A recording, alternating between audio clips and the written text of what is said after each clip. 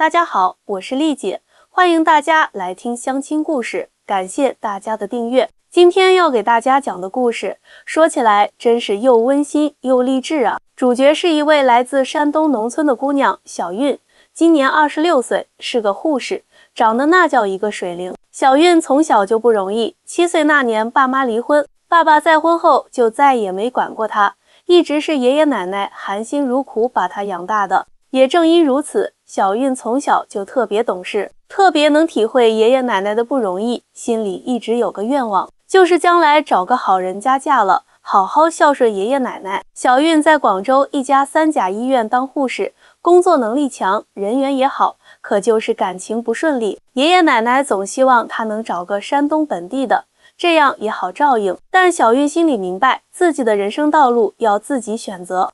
机缘巧合下，小韵的一个同事推荐她去台湾交流学习，说是台湾的医疗护理体系挺完善的，去学习1年，回来对职业发展很有帮助。小韵心动了，她想着不仅能提升专业能力，还能开阔眼界，就答应了。当她兴冲冲地跟爷爷奶奶说这事时，2位老人家却皱起了眉头。孩子啊，台湾那么远，你一个姑娘家过去，爷爷奶奶不放心啊。奶奶拉着小韵的手说道。小韵笑着安慰道，奶奶，现在两岸交流这么频繁，去台湾像是去另一个城市一样方便，而且是医院组织的交流，很正规的。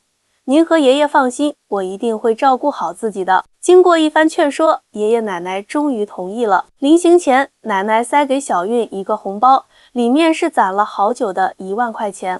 路上小心，有事就回来，别强撑着。小韵含着泪点点头，心里更加坚定，要好好表现，给爷爷奶奶争气。小韵带着满满的期待，踏上了前往台湾的旅程。说实话，她从没出过国，甚至连出过省的次数都不多。从广州飞到台北，她的心情既紧张又兴奋。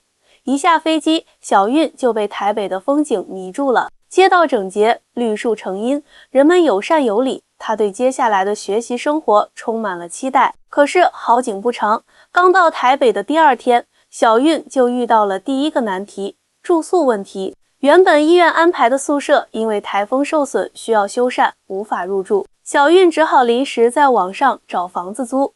她联系了一位房东，对方开价非常离谱，一个小小的单间，每月就要18000新台币，折合人民币4000多。这对刚来台湾、工资又不高的小韵来说，简直是天文数字。这位先生，您这个价格会不会太贵了点？我看周围其他房子才12000左右啊。小韵试图讨价还价。小姐，你是大陆来的吧？房东一听口音就知道，现在台北房子紧俏，18000已经很便宜了。你要是不租，有的是人租。说完就要挂电话，小韵急了，等等，我可以看看房子吗？至少让我考虑一下。房东勉强同意了，约好下午3点在房子门口见面。小韵按时到了约定地点，等了半个小时，房东才姗姗来迟。对不起啊，刚才路上塞车。房东是个40多岁的中年男人，看起来不太友善。房子确实如房东所说的那样小，还比较陈旧，厨房和卫生间都是公用的。小韵心里直打退堂鼓，可是眼下她急需一个落脚的地方，只好硬着头皮问，可以便宜一点吗？我是来这边学习的护士，收入有限。不行，房东断然拒绝，而且我要收3个月押金。什么？3个月押金？小韵惊呆了，这可是一大笔钱啊！正当她为难之际，隔壁房间的门开了，走出来一个戴眼镜的年轻男子。林先生，你这样开价太过分了吧？年轻男子皱着眉头说道，这房间最多值12000，去年陈小姐住的时候就是这个价。阿志，这是我的房子，我想怎么租就怎么租。房东显然认识这个男子，那你也不能趁人家是外地来的就狮子大开口啊。被称作阿志的男子转向小韵，小姐，你别租他的房子，这一片有很多房源，我可以帮你介绍。小韵感激地看了眼前这位素不相识却愿意帮助自己的人，点点头说，谢谢你。房东气呼呼地离开了，留下小韵和这位叫阿志的台湾小伙子。你好，我叫林之命，是隔壁大学的老师。阿志自我介绍道，你是从大陆来的吧？是的，我叫韵儿，从广州来的，准确的说是山东人，在广州工作，来台湾交流学习护理知识的。小韵简单介绍了自己的情况，难怪了，那个房东看你是外地人，故意坐地起价。别担心，我认识几个靠谱的房东，价格公道，我帮你联系一下。就这样，在林志明的帮助下，小韵很快找到了一个环境不错、租金合理的小公寓，月租只要11000新台币，比之前那个破旧的房间还便宜，条件还好太多了。真不知道怎么感谢你才好。小韵由衷地说，刚来台湾就遇到这样的事，幸好有你帮忙，举手之劳而已。林之命笑着说，你初来乍到，有什么不懂的都可以问我，这是我的联系方式，有事随时找我。小韵接过名片，心里暖暖的。她本以为在异乡会很孤单，没想到一来就遇到这么善良的人。也许台湾之行会比想象中更加美好呢。接下来的日子，小韵开始了在台北医院的学习。台湾的医护体系确实很人性化，病人和医护人员之间的关系也比较融洽。小韵努力学习，认真工作，很快就融入了新环境。周末的时候，林之命偶尔会约小韵出去逛逛，带她去野柳、九份、淡水等地方玩，两人相处得很愉快。慢慢的发现彼此有很多共同话题。林之命温文尔雅，知识渊博，对人体贴周到；小韵善良坚强，乐观向上，性格开朗。两颗心在不知不觉中越靠越近。有一次，小韵不小心把手机掉进了池塘，里面存着爷爷奶奶的照片和一些重要资料。她急得直哭，林之命二话不说跳进水里，把手机捞了上来。虽然手机已经没救了，但他帮小韵找到了恢复数据的方法，把那些珍贵的照片和资料全都找回来了。天啊，志明，你真是我的救星！小韵感动得不行，这些照片对我来说太重要了，看把你吓的。林之命轻轻擦去他脸上的泪水，没事了，都找回来了。就在这一刻，两人四目相对，时间仿佛静止了。林之命鼓起勇气，轻轻握住了小韵的手。韵儿，我想我喜欢上你了。小韵心跳加速，脸颊发烫。她没想到会这么快坠入爱河，尤其是在异国他乡。她有些犹豫，毕竟她只是来学习1年，之后还要回广州，而且爷爷奶奶肯定希望她找个家乡的男孩子。志明，我们才认识不久，我知道时间不长，但我的感觉很真实。林之命真诚地说，我不要求你现在给我答复，我们可以慢慢了解彼此，无论结果如何，我都会尊重你的选择。林之命的体贴和尊重打动了小韵，她点点头说，好，我们慢慢来，我也想更了解你。就这样，小韵和林之命开始了恋爱关系。他们一起逛夜市，爬阳明山，吃臭豆腐，体验台湾的方方面面。林之命带小韵认识了自己的朋友们，大家都很喜欢这个来自大陆的姑娘，觉得她活泼可爱，真诚善良。但好景不长，当两人的关系被林之命的父母知道后，问题来了。阿志，你疯了吗？交往大陆女生？林妈妈一脸严肃地坐在沙发上。那些大陆女生都是冲着我们台湾人的钱来的，你不知道吗？妈，你这样说太过分了。林之命忍不住反驳，韵儿不是那样的人，她自己有工作，很独立，从来没有向我要过1分钱。儿子啊，林爸爸语重心长地说，不是我们歧视，而是两岸文化差异太大了，你们婚后肯定会有很多问题，难以长久的。再说了，人家来台湾只是短期交流，过阵子就要回去了，何必认真呢？林之命坚定地说，爸，我是认真的，我喜欢韵儿，不是因为她来自哪里，而是因为她这个人。如果可能的话，我希望能和她结婚。结婚？林妈妈惊得站了起来，你才认识她多久啊？真是被爱情冲昏了头脑。林之明知道一时半会儿说服不了父母，只好先行离开。他没有把父母的反对直接告诉小韵，怕她难过，只是委婉地提了一下父母有些顾虑。与此同时，小韵也在和爷爷奶奶视频通话时，试探性地提起了林之明。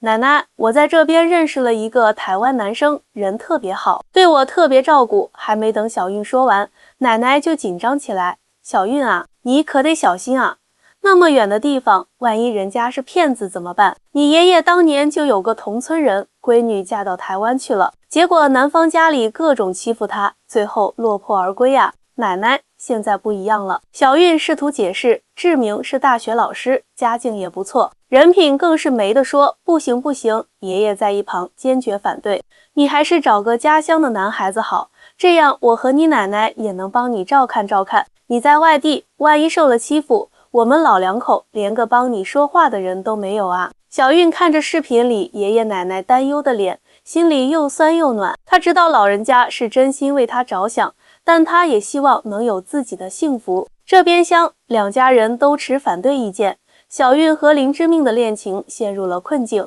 小韵甚至开始怀疑这段恋情是否真的有未来，他们是否能够跨越文化和地域的障碍，林之命是否只是一时新鲜感作祟。有一天晚上，小韵坐在阳台上发呆，看着台北的夜景出神。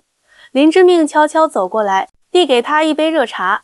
想什么呢？这么出神？志明，小韵犹豫了一下，你有没有想过，我们真的合适吗？我是说，我们来自不同的地方，有着不同的生活背景，你在担心我父母的反对。不仅是这个，小韵叹了口气，我爷爷奶奶也不赞成我和台湾人交往。他们听说过一些大陆女孩嫁到台湾后被欺负的例子，而且我只是来交流学习的，不久就要回去了。林之命握住小韵的手，认真地说，韵儿，我知道这些问题很现实，但是感情不应该被这些外在因素所决定。我喜欢的是你这个人，不管你来自哪里。至于以后，我们可以一起想办法。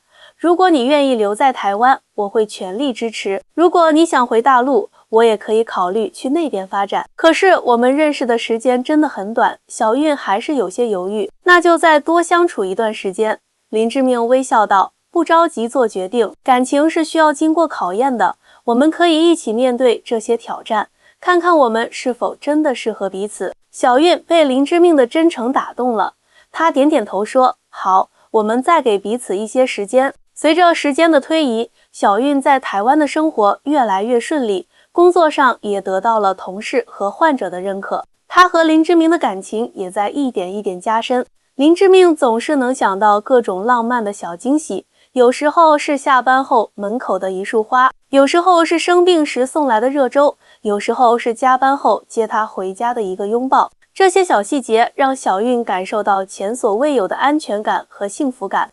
一次偶然的机会，苑遇到了一位从大陆嫁到台湾的护士长。两人一聊才知道，原来护士长已经在台湾生活了15年，和台湾丈夫感情很好，还育有一对可爱的双胞胎女儿。刚开始我父母也是极力反对的，护士长笑着说，觉得台湾太远了，担心我受委屈。后来他们来台湾玩了一趟，发现这里其实很安全，人们也很友善，他们才放心。现在每年春节他们都会过来住1个月，乐不思蜀呢。那你有没有遇到过文化差异或者家庭矛盾？小韵忍不住问道。当然有啊，哪对夫妻没点矛盾？护士长说，但关键是双方都愿意沟通和妥协。我老公很尊重我的生活习惯，我也尽量适应台湾的生活方式。最重要的是互相理解和尊重，这样才能长久。护士长的话给了小韵很大的启发，她开始认真思考自己和林之命的未来。如果他们真的能走到一起，会面临哪些问题？她是否愿意为了爱情离开熟悉的环境，来到台湾生活？爷爷奶奶的晚年照料又该如何安排？正当小韵纠结之际，一个意外发生了。爷爷突然中风住院，情况不太乐观。得知这个消息，小韵心急如焚，立刻请了假，准备回山东。我必须回去看爷爷。小韵收拾行李时泪流满面，他们辛苦把我养大，现在最需要我的时候，我不能不在身边。我理解林之命帮他整理东西，要不要我和你一起回去？小韵愣住了，你愿意和我一起回去？当然，林之命点点头。我想去见见你的爷爷奶奶，也想了解你成长的地方。如果我们要共度一生，这些都是我应该知道和尊重的。小韵感动得说不出话来，只是紧紧抱住了林之命。就这样，两人一起飞回了山东。到了医院，小韵看到躺在病床上的爷爷，顿时泪如雨下。林之命在一旁默默支持着他，帮忙照顾爷爷，还主动了解爷爷的病情，联系了台湾的医生朋友咨询治疗方案。爷爷的情况逐渐稳定下来，小韵借机向奶奶和爷爷正式介绍了林之命。起初，老人家对这个台湾小伙子还是有些戒备，但看到林之命那几天的表现，端水喂药、陪床聊天、半夜值班，以及他对小韵的关心体贴，老两口的态度开始有了转变。小伙子，你是做什么工作的？有一天，爷爷突然问道。爷爷，我是台北大学的教师，教哲学。林之明恭敬地回答。那你是真心喜欢我们家小韵吗？是的，爷爷。林之命认真地说，我非常喜欢韵儿，希望能和她共度一生。我知道您担心她嫁到台湾会受委屈，但我向您保证，我一定会好好照顾她，尊重她，让她幸福。而且我也会尊重您和奶奶定期带韵儿回来看望你们。如果您们愿意，也可以来台湾住。爷爷默默地点了点头，眼中闪烁着泪光。他拉过小韵的手，又示意林之命把手伸过来，然后将两人的手放在一起。孩子，爷爷年纪大了，可能没多少日子能看到你们了。如果你真的喜欢这个小伙子，爷爷不会阻拦你，只要你幸福，在哪里都行。奶奶在一旁擦着眼泪说，小伙子，你一定要对我们家小韵好啊，不然我和他爷爷饶不了你。奶奶，您放心，我一定会好好珍惜韵儿，让她成为世界上最幸福的女人。林之命郑重承诺。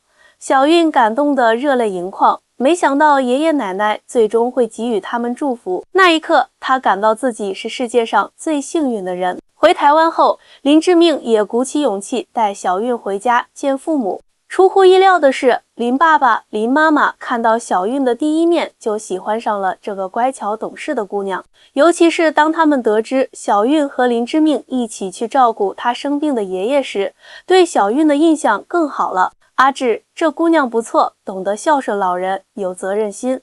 林爸爸私下对儿子说，是啊，比那些只会花钱买名牌的台湾女孩强多了。林妈妈也改变了看法。就这样，两家人的心结都打开了。小韵和林之命的爱情终于得到了双方家庭的认可。经过半年的相处，林之命在台北101大楼的观景台上向小韵求婚了。当他单膝跪地，掏出那枚小巧精致的钻戒时，小韵感动得泪流满面。韵儿，遇见你是我这辈子最大的幸运，无论是在台湾还是在大陆，无论遇到什么困难，我都希望能和你一起面对。你愿意嫁给我吗？我愿意。小韵毫不犹豫地答应了，周围游客的掌声和欢呼声此起彼伏。婚礼定在了小韵交流结束后的3个月，两人决定在台北和山东各办一场，让两边的亲友都能参加。林之明的父母承担了台北婚礼的全部费用，还表示愿意去山东参加当地的婚礼。儿媳妇，你放心，我和你公公会尊重你们的决定。如果你想回大陆发展，我们支持；如果你想留在台湾，我们会帮你尽快适应这里的生活。林妈妈拉着小韵的手，真诚地说，而爷爷奶奶也在小韵的反复说服下，同意了她留在台湾的决定。他们甚至打算在婚礼后在台湾多住几个月，了解一下小韵未来生活的地方。婚礼如期举行，台北的婚礼简约而温馨，山东的婚礼则热闹非凡。爷爷特意穿上了珍藏多年的中山装，奶奶也戴上了结婚时的金耳环，两位老人脸上洋溢着幸福的笑容。婚后，小韵顺利申请到了台湾的医院工作。她和林之命住在台北市区的一套小公寓里，虽然不大，但温馨舒适。每天清晨，林之命都会做好早餐等小韵起床。晚上下班后，两人一起散步、看书、聊天，生活简单而充实。小韵很快就适应了台湾的生活，她喜欢这里的人情味，喜欢街边的小吃摊，喜欢随处可见的便利店，更喜欢这里人们彬彬有礼的生活方式。台湾的医疗环境也比她想象的更好，病人对医护人员更尊重，工作压力也相对小一些。志明，我真的越来越喜欢台湾了。有一天晚上，小韵依偎在丈夫怀里说，这里的人们很善良，生活节奏也不像大城市那么快，让人有种安定感。你喜欢就好。林之命吻了吻她的额头。其实我最担心的就是你会不适应这里的生活，现在看来是我多虑了，我之前的三观完全被改变了。小韵感慨道：“以前总觉得嫁得越远越不好，现在才明白，家在哪里不重要，重要的是和谁在一起。有你在的地方就是我的家。”爷爷奶奶在台湾住了3个月后，依依不舍地回了山东。临走前，爷爷拉着林之命的手说：“小伙子，把我们家小韵交给你了，你一定要好好对她。我和她奶奶看到你们这么恩爱，也就放心了。爷爷您放心，我这辈子的使命就是让韵儿幸福。”林之命郑重承诺。如今，小韵和林之命已经结婚2年了。去年，他们喜得一子，取名林小山，寓意着他们跨越高山大海的爱情结晶。爷爷奶奶也再次来到台湾，看望他们的曾孙。2位老人脸上的皱纹中盛满了幸福的笑容。丽姐啊，我真的要谢谢你。小韵握着我的手，激动地说：“如果不是你鼓励我勇敢追求爱情，我可能就错过了现在的幸福。我现在特别想告诉那些像我一样犹豫不决的姑娘们，爱情没有地域界限，只要是真心相爱，就大胆的去追求吧。”看着小韵幸福的样子，我心里也暖暖的。作为一个从事婚恋服务多年的红娘，没有什么比看到自己牵线的有情人终成眷属更让人欣慰的了。这个故事告诉我们，真正的爱情可以跨越地域、文化的差异。在爱情面前，最重要的是2个人是否真心相爱，是否愿意为对方付出，是否能够互相尊重、理解和包容。当然，家人的支持也很重要，沟通和理解能够消除很多不必要的顾虑和误会。亲爱的朋友们，你们相信缘分吗？就像小韵和林之命，因为一次租房的意外相遇，却收获了一生的幸福。所以，保持一颗开放的心，勇敢的去爱，也许幸福就在下一个转角等着你呢。好啦，今天的故事就讲到这里，感谢大家的收听，我是丽姐，我们下期再见。